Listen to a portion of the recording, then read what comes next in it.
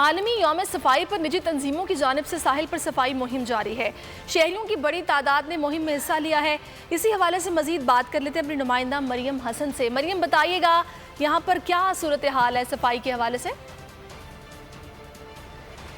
यौम सफाई है आलमी, जिस पर हम देख रहे हैं कि शुरका हिस्सा ले रहे हैं इस मुहिम में और भरपूर तरीके से सफाई मुहिम में हिस्सा लिया जा रहा है। निजी तंजीमों की जानिब से साहिल पर सफाई मुहिम जारी है और आप देख सकते हैं कि कितना खूबसूरत ये मंजर है, किस तरह साहिल को सफाई इसकी की जा रही है। मरियम, बताइएगा यहाँ पर क्या सूरत हाल देख रही हैं आप?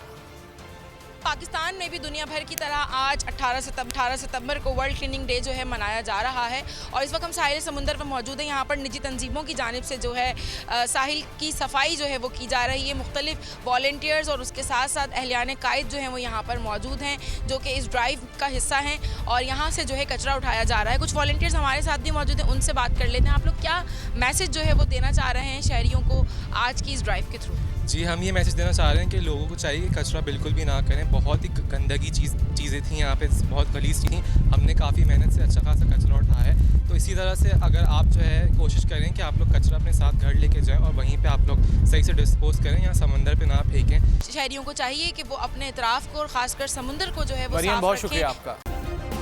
सब्सक्राइब करें और बेल दबाएं ताकि कोई खबर रह न जाए।